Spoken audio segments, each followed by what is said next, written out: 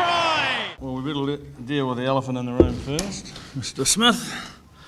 Obviously the incident happened last year. We dealt with it, and we feel that we dealt with it decisively. If there's nothing more I can add to that, but if there is any more that comes to or needs to be spoken about, it'll come from the New Zealand Rugby Union themselves, Steve Chu. So there's not much point asking me any more questions around that, because I'll just keep telling you I haven't got nothing more to add. I don't want to be defensive about it. It's just the facts of the matter are that's how it is. I am pretty excited to talk to you about the Test match though. If you want to go there, we can stay here all day and talk about that. So, can we ask what headspace Aaron is in? He's in a great headspace in that he knows that he's dealt with this issue and done the things that he needs to do around it, and he's ready to play. So we're excited about wanting to play. He's excited, and we're looking forward to Saturday. When you say dealt with it, have you... Thanks, mate. We'll move on to rugby. Thank you. I think Steve said everything he needs to say. Thank you. Steve, there was no discussion about him not playing? No. Steve, you've been dragged into it because one of the text messages suggests you... Jamie. Sorry, mate. Steve, like we said, Steve's already said a statement, and we'll move on to rugby, or else we might just wrap it up. There's no other rugby-related questions. Is there any concern it could affect the team on Saturday? There's no concern because we feel like we've dealt with it, and it's a matter that got dealt with, as I said, and there's nothing more for us to do. If there's anything else to be said, Steve Chu will say it. Can I ask what you make of the timing of it? Just a couple of days. I think Steve said pretty much everything that needs to be said, so that's... If we've got any other rugby questions, we'll wrap it up there. Joe, can you just roll there carrying an injury? So we've got Nigel and then Gregor. Is Israel Dag carrying an injury? No, but look, it's a good point you're trying to make. Why didn't we pick him, I guess is the question. And after coming back from the Lions, he was pretty fatigued. He's got his knee was a little jammed up. So we felt an extra week for him would be good. So we didn't consider him for selection. He's not injured, he could have played if we'd really wanted him to. But it's a long-term race as well as a short-term one, and we have to consider that. So we feel like another week for Daggy would be good for his body and him mentally, freshen him up. So that left us with the choice of who did we want to play on the wings. We were losing Daggy's aerial skills, so that allowed us to put Bender there, and then it became a no-brainer to pick Damien. He's been in great form. He's just been unfortunate. Someone like Geordie Barrett's been ahead of him, and Geordie's obviously injured and not here, so opened the door for him, and he's excited about it. Steve, obviously 3 really big wins over the Wallabies last year. Is there anything that suggests they could possibly be a threat this series, and particularly this weekend? Yeah, well, they've got a lot of talent, they've had a great preparation, whilst the franchise fans probably weren't overly excited about the fact that they got knocked out early. I'd have rather seen them play right through the finals and have less preparation time. So those two things, I think, make them a dangerous beast. The third thing that makes them really dangerous is, their desire to try and help Australian rugby, and in a moment where it's got a bit of a cloud over it, and they haven't won the Bledisloe for a long time, so they're pretty hungry for it. How have you seen the rivalry develop over the years between the two countries? Two coaches? Well, it's taken twists and turns, isn't it? Like, at the end of the day, Australia and New Zealand, they've done a lot of things together. Not just play rugby, in all sports. And it's sort of the big brother, little brother backyard game, isn't it? And the little brother doesn't like losing to the big brother, and the big brother certainly doesn't like losing to the little brother. So that creates a tension, and when little brother appears to be winning more than he should be, you probably get a little bit,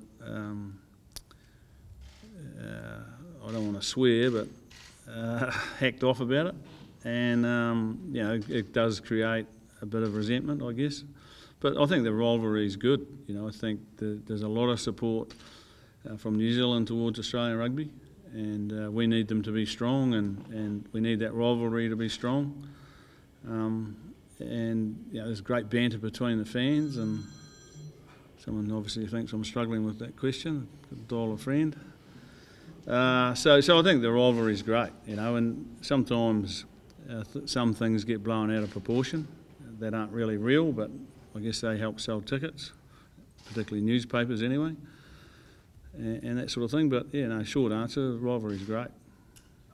Bledisloe was still a big cauldron, especially to start your first test. What was it about Damien McKenzie that has made you willing to take a chance on him? Well, he's been in good form. Like he's been, whilst many people will see it as a surprise, because when we released the team out this morning, we didn't talk too much about why Israel wasn't playing. But once you understand that Israel, we feel that he could benefit with an extra week's preparation for next week, then and Geordie's injured, it becomes obvious that Damien's going to be the next guy if we don't want to play Ben there. And we didn't want to play Ben there, we want to play him on the wing. He's been in great form for his franchise. He's pretty unlucky to be in behind Geordie in the first place.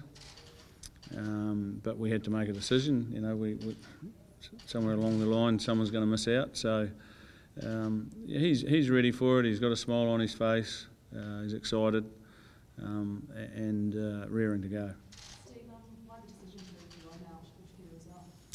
I just think that Liam's going to bring some real energy to his game, and you know, he sat and watched the whole Lions series, Liam, because of his thumb. He's played some games since then and has been really physical and brings that with him into this environment. Played really well in our game against Taranaki and Counties. So you know, we feel that he deserves an opportunity, and looking forward to seeing him play. With both Liam and Damien, is it in part, I guess, an opportunity from your perspective to see how they perform under the pressure of starting? Yep, you know, it's a great opportunity to see all of them under pressure. So those two are no different. And as I said before, it's a long race too. It's not a short race, and clearly JK's not getting any younger. So we've got to look after him for a long season too. And we get to the back end of this year. We have our last 9 weeks. We go around the world twice.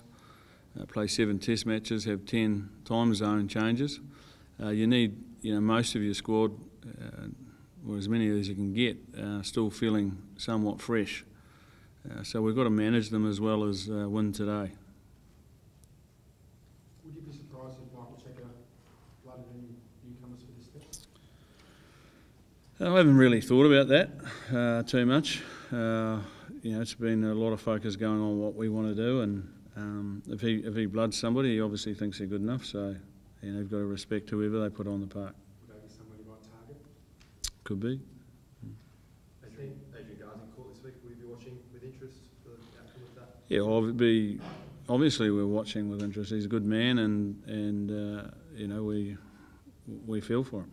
Wallabies are still annoyed that there was an inference that they were involved. How do you feel about that a year on? Well, I don't know where they feel the inference was, because we certainly haven't blown. We don't know who put it there. I said that at the time, and that hasn't changed. So you know, I can't help how they feel.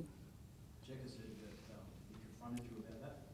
What was your reaction? How do you feel about it? Well, I don't know if he confronted me. We had a chat in Japan, and I made it clear to him that we didn't highlight them. So as a candidate, I said, look, there's only X amount of you know, people that would take that opportunity. So I said, and you know, whether we like it or not, if you'd found a bug in our team room, in your team room, we'd have been one of those people.